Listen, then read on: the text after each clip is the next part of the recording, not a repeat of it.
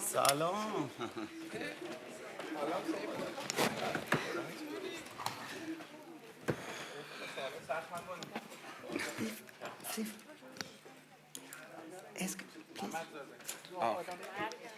کوشی چی؟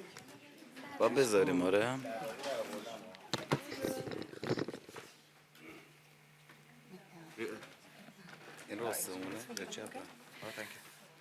Bonjour à tous, donc je vous demande d'accueillir le comédien Saïd Poursamimi. Saïd Poursamimi, the actor.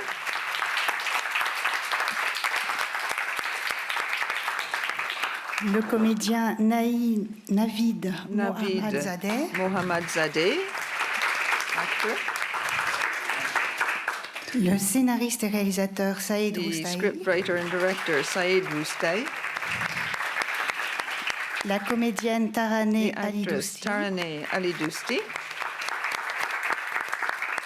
Et le comédien And the Peyman actor Mahdi. Peyman Mahdi. Et j'ai tout de suite une question I have a pour question Saïd Roustaï. for Saïd Vous êtes Roustaï. Vous entendez? Can you hear? بله بله. Oui. Alors, ma question, c'est vous êtes un cinéaste du groupe humain, un cinéaste de la troupe. A filmmaker in Et là, the vous avez groupe fait humain, un film and avec here une you've famille made a où il y a film 4 frères, une sœur about a et family un with père 4 notamment. brothers, a Et sister, je voulais and a savoir father in pourquoi vous avez particular. choisi Why de did you distribuer ce groupe humain de choose telle manière? to Pourquoi c'est une distribute sœur, this human 4 group frères in such et a un way? père? One sister, 4 brothers, and a father. قصه ایجاب میکرد که یعنی برام خیلی مهم بود که یک خانواده کامل The ببینیم. story called for that. It was important for me that there be an overall view of an entire family in order to be able to approach the tale and deal with it from all angles. Prendre quelques questions. Are there any questions in the room? Ladar Moussavi, روزنامه اعتماد، ژورنال اعتماد ایران. Je vous demande ma question en persan. I'm going to ask my question in Farsi. روستایی، من سوالم برای شما هستش. می‌خواستم ببینم شما در فیلم اولتون و این فیلم در هر دوی فیلم‌ها In your زن first خیلی نقش film, like مهمی و in this اساسی در one, فیلمتون داره. you در give a خانواده major شما در مورد خانواده فیلم role می‌سازین. to the زن کسی female هستش که و characters. دختر جوان When you کسی make a هستش که film همه about چیز the رو می‌دونه، family, می‌خواد کمک کنه.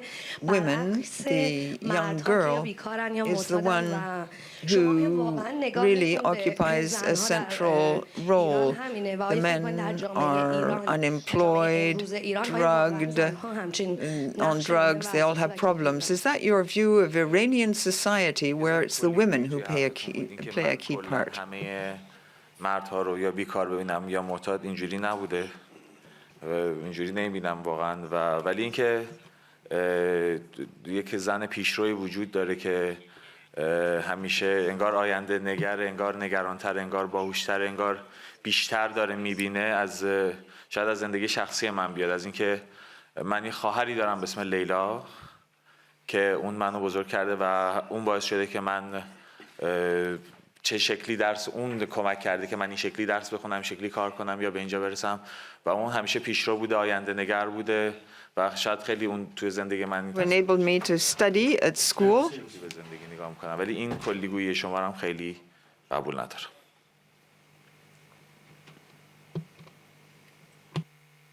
سلام، لیلی نیکفر هستم از طرف صدای آمریکا اینجا هستم. میخواستم از آقای پورسمیمی سوال کنم. اول اینکه خیلی خوشحالم. I'd like to ask a question to Mr. Poursamimi. به عنوان یک پدر I'm very pleased to be able to ask you a question. As a father in Iranian society, the figure of the father and the grandfather is sacred. So I'm not going to ask the question to you as an actor. Your daughter slaps you in the film. She slaps you in the face. That's perhaps the way all young women want to slap a patriarchy in the face. But as fathers are sacred in Iranian society, how did you go about playing your part? Each generation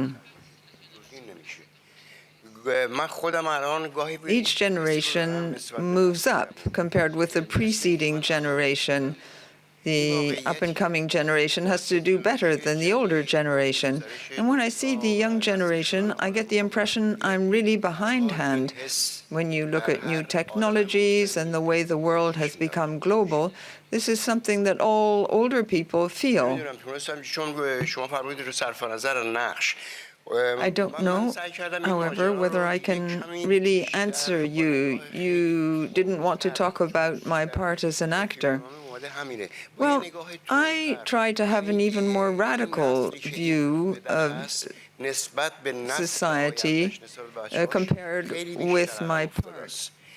This father, compared with the generation of his children, is really backward and stuck in his old-fashioned habits, which have no relevance in today's world. Bonjour, Nilüfer pour Ibrahim from Iran International. Je veux poser ma question personnelle. I'll put my question in Farsi. سوال اولم از شماست. توی این فیلم یک خونه چند طبقه فرسوده‌ای رو My question is for Mr. Rustai. با پدر و مادرشون اختلاف You see a crumbling, multi-storied building where the children are in conflict with the parents. The father is very self-centered. He doesn't think about other people. Does this house symbolize Iranian society and its relationship with authority? And what are your hopes in terms of the film being screened in Iran? And now, a question for Taraneh Ali Dousti. Does Leila represent Iranian women today? She's a girl who fights the patriarchal system.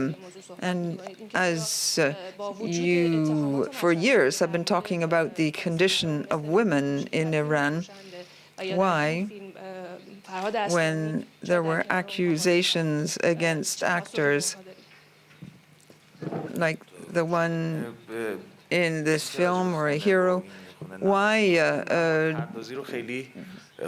do you not speak out for actors who oppose the regime? Well, what we should talk about is the artistic process. What counts for me is to tell a tale that is right, with the right structure when it comes to the narrative. It's true that it's very difficult to make a film in Iran. It's very costly, there are lots of restrictions. It's not all that easy to make a great film. Therefore, a lot of people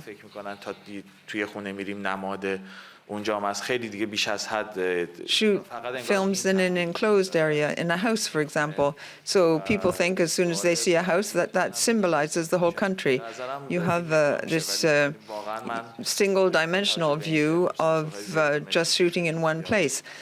I'm sure the film will be screened in Iran, but as my film Just 6.5 was actually censored and badly treated by the authorities, this time I will not allow any form of censorship to harm my film.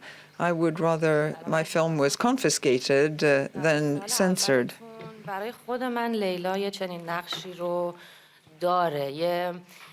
Leila plays a fairly general role in the sense of being representative of female status in Iran currently.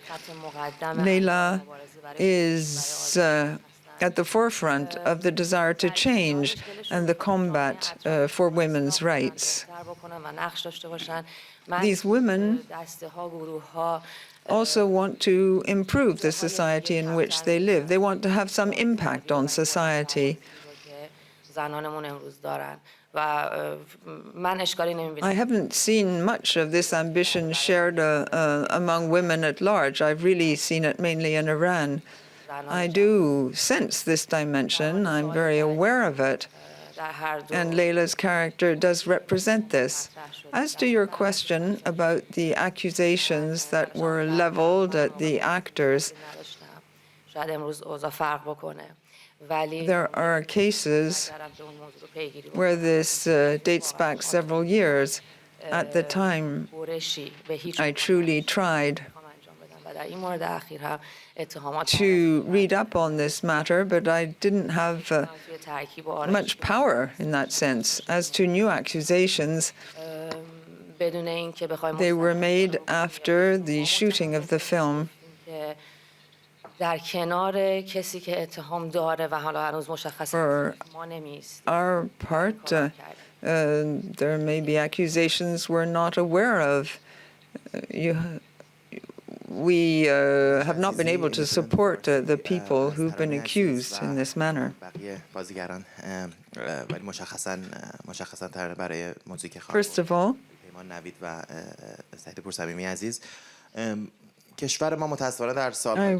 want to thank Taraneh and the other actors.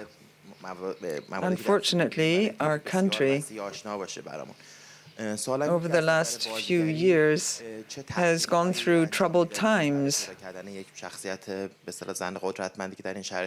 I would like to know how you researched your character. How did you work on the character? Did you draw inspiration from Iranian cinema or from Iranian society? It's a very beautiful film, but at the same time, it's very harsh and critical. I don't want to talk about doing a lot of research work to understand my part. I'm obviously very curious.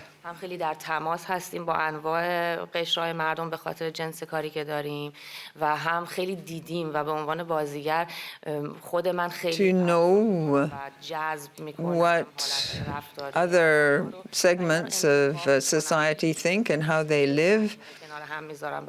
I often draw inspiration from what I observe, the people who I know, and that creates a sort of a corpus for me, which I use in my acting, based on personal observations. This woman's strength was not difficult to portray. What was more complicated was the contradictions between her strengths and weaknesses. That's why she's an interesting character, because she's very complex. She is someone who is extremely strong, but fragile at the same time. It's like a complex character who laughs and cries at the same time. I'm very pleased to see you. I have a question for Navid Mohammadsadeh.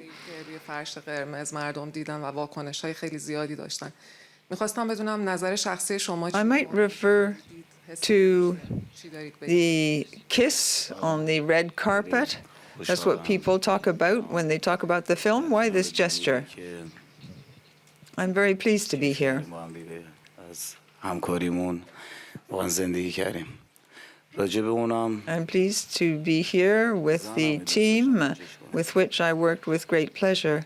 It's like my wife, who I want to kiss.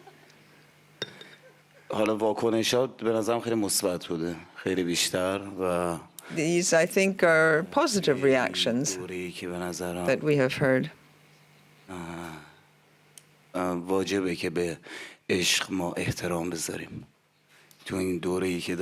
I think it's important in this day and age to celebrate love.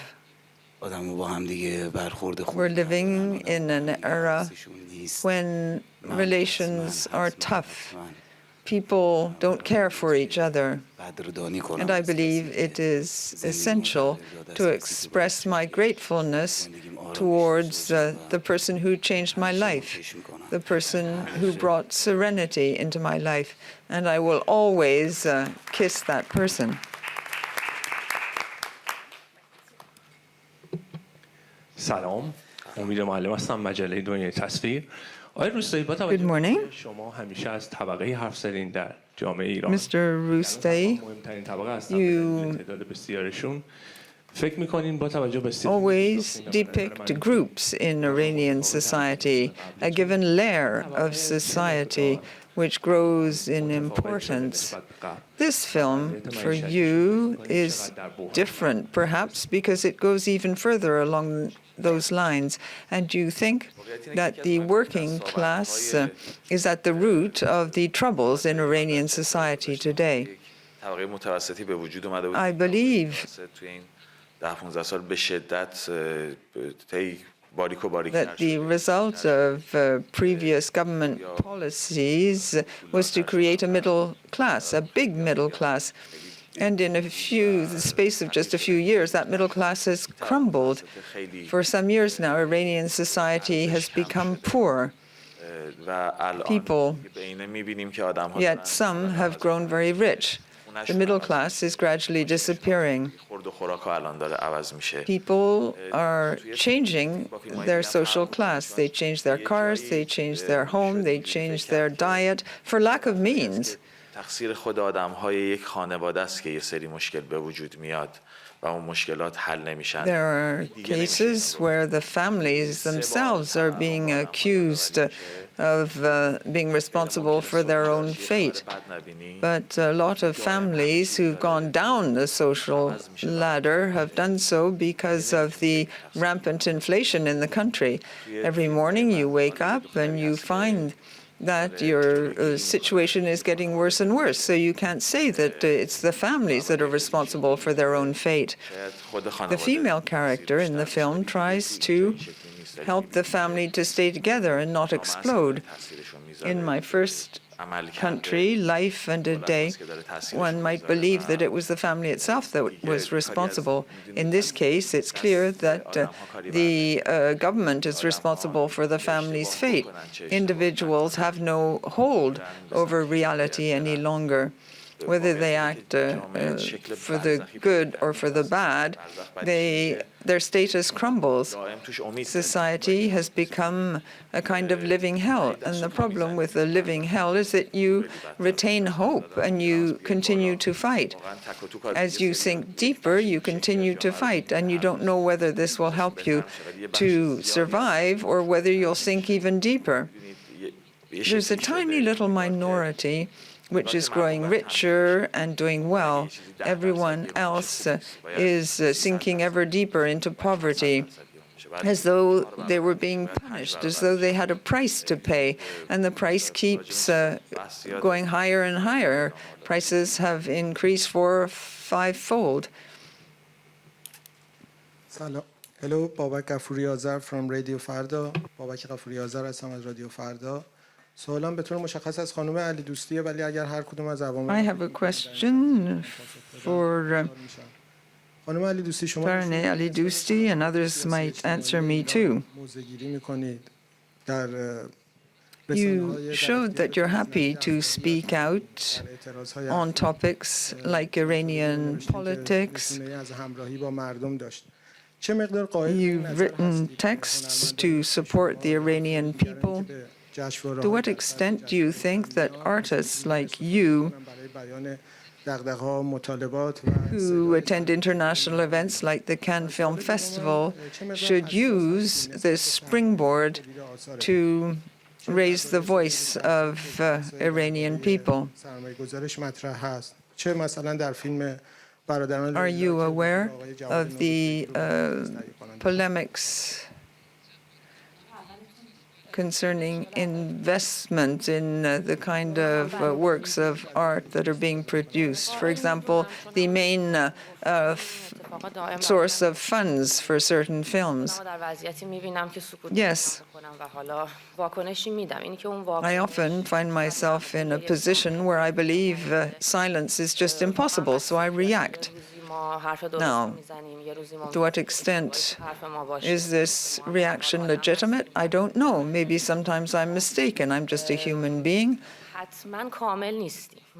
I speak out, but my reactions may not all be perfect. Maybe I'm not sufficiently precise in what I say. That's quite possible. However, I'm fully aware of what is happening in society, and I'll never be able to keep quiet, and I pay the price for that. When it comes to the investors in films, what happened for the series Shahzad was a warning for us all. We weren't aware of what was at stake, and we were certainly all deeply shocked. Subsequently, you mentioned Mr. Norris Begley. He's not an investor in that film. Maybe Mr. Roustay would like to tell you how he put together the budget for this film. When it comes to the series Sherazad as well, even this dates back some 6 years. Mr. Emami is someone who I only met at the end of season 1. I didn't know he was present, and I had signed up with another producer. We knew who the producer was who was signing our contracts, but this person remained in the shadows, and I didn't sign a contract with him. All this occurred afterwards. I'm not trying to justify myself. Maybe I should have known, but I really did not. I'm saying this very openly and frankly. I never knew this. I paid a heavy price for it. We all came under heavy criticism.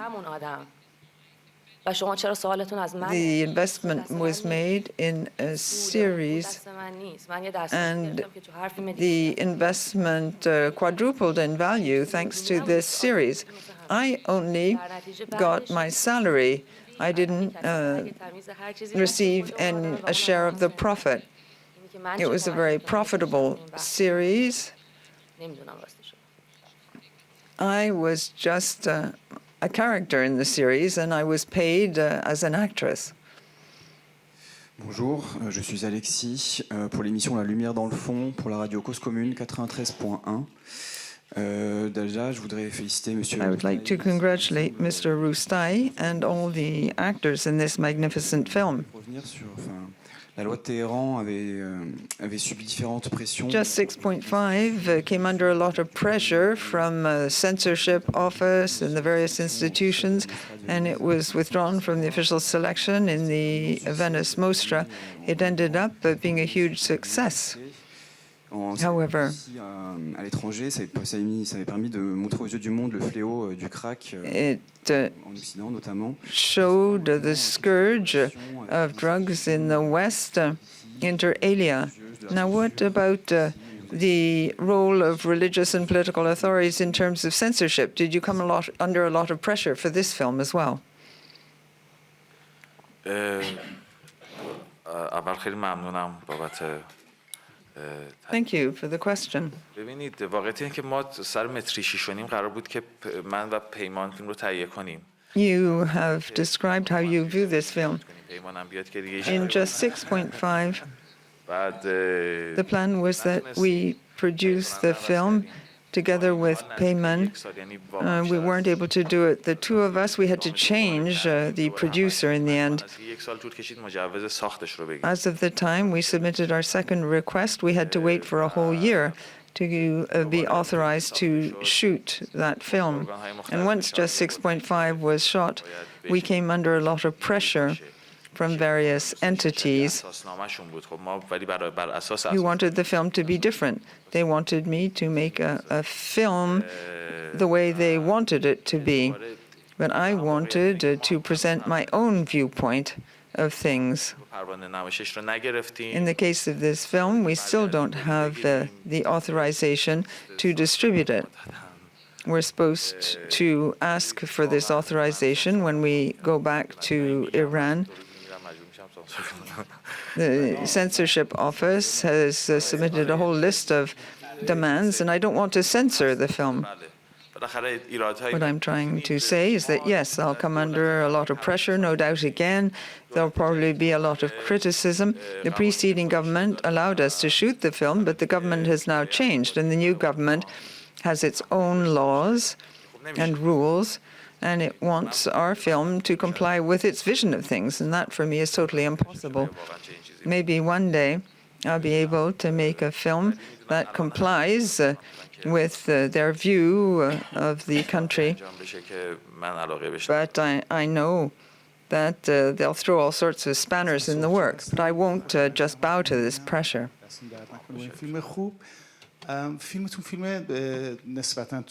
Thank you for this wonderful film. It's quite a long one compared with the format you usually see in movie theaters. When it comes to theatrical release, and I hope you'll get the authorization to release it in Iran, will you shorten the film? No, to be very frank, I won't. I even have some sequences that I couldn't keep during the editing, and I really miss them. If I could, I would add them back in. The first version was 3 hours, 28 minutes long, and I found it very difficult to shorten the film. I certainly refuse to make the film shorter than it currently is.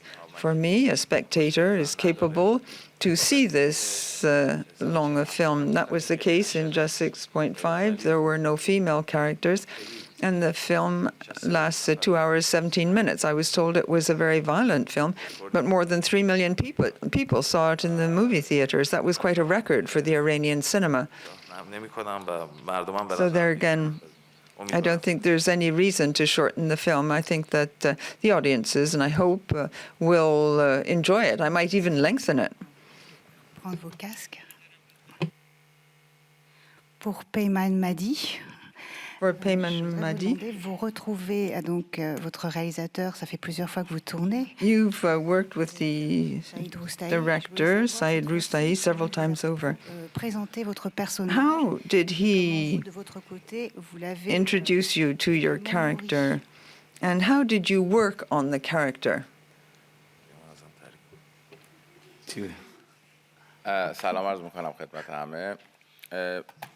توضیح راجع به این که ما چجوری به نقش نزدیک میشیم و خانم علی دوستی توضیحاتی که دادم به چیزی که من می‌خواستم بگم نزدیکه. من دیگه اونا رو ولی ably described the way we go about portraying our characters, so I won't repeat what she said.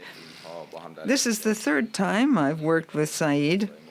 We remain in contact between different films. We swap projects, talk about various ideas and scripts. We're very close intellectually and artistically. When I write a script, I send it to him and ask him what he thinks. So we are very close friends. When he sent me this specific script, I immediately liked the character. I believe that this is the first time I've played this kind of person, and I'm very pleased to have had the opportunity. The cast is wonderful. Taraneh, Navid, and Mr. Poursamimi. I know exactly what these characters are like. I'm very familiar with this layer of society. In Iran today, we are necessarily in contact with people who have no choice but to contend with galloping inflation. As Saïd Roustahi said, prices go up 4 or 5 times a day, and that totally changes the way you go about your life. There are a lot of people in Iran today, well, if their fridge stops working, they can't repair it. The slightest mishap changes your destiny in Iran. So all these people who contend with this kind of situation have to become specialists in economics in order to be able to survive on their meager funds, to ensure their family has a minimum degree of comfort. And it's like what the American and the French presidents said recently. They have to follow the news, the exchange rate of the dollar. Everyone has to keep abreast of all these very theoretical things, even if people aren't activists, even if they have no in-depth knowledge about these things. All these facts weigh down on them. They can't really go beyond a superficial analysis of world affairs, yet they have to take decisions which may be very serious in their lives. We talked a lot about the character with Saeed. This man thinks he can play a part. He can really change society, but he's totally mistaken. He's a man who ended up in prison. He tried to commit suicide. He has to flee the country. These are all cases we are familiar with, unfortunately.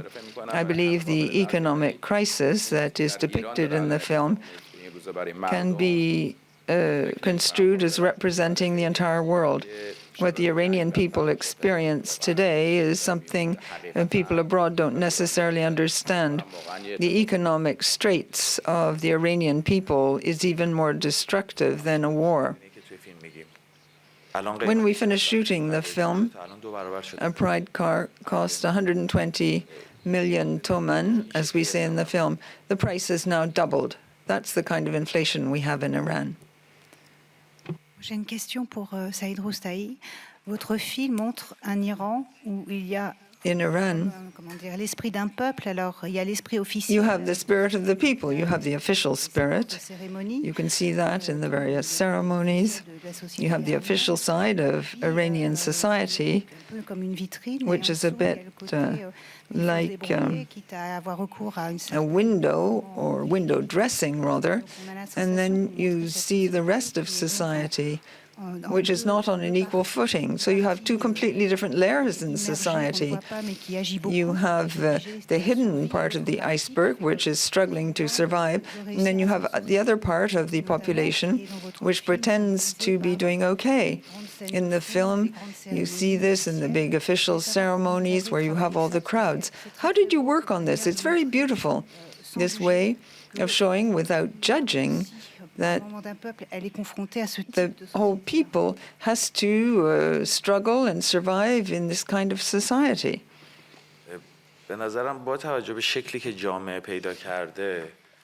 I think that the current shape of society, with the social networks, there can be no facade anymore. There's so much transparency. So people appear as just as what they are, without appearances.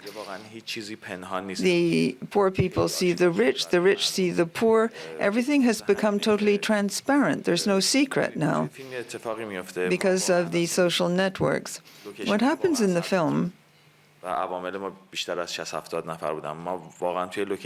when we were shooting in the house,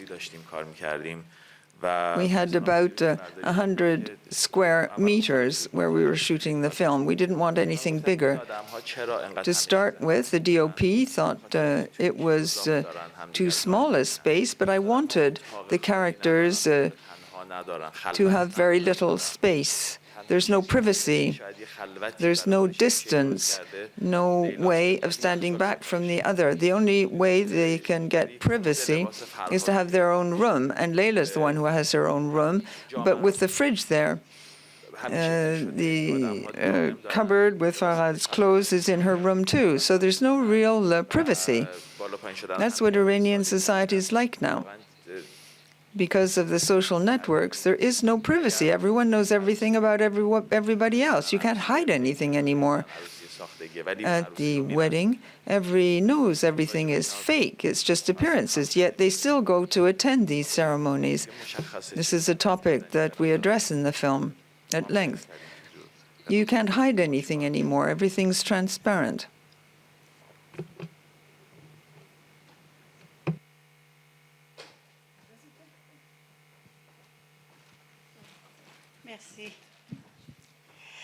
شهلا رستمی هستم. برمیگردم به سخنان خانم ترانه علی دوستی. I would like to talk about what Tarani Ali Dousti was saying. She talked about these demands on the part of Iranian women. I wouldn't say they have ambitions. I don't want to indulge in a political discussion here. Why can Iranian women not wage this struggle without, of course, carrying out a revolution? There's so many laws that discriminate against women. These laws abolish women's rights. I left Iran 55 years ago, so I see this from far afield, but I do have the impression that the women who appear free, viewed from abroad, well, one has the impression that's only an appearance. They seem very elegant and well-dressed, but basically nothing seems to have changed.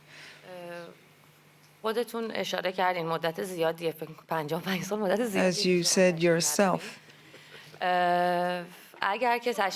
you haven't been back to Iran for about 55 years.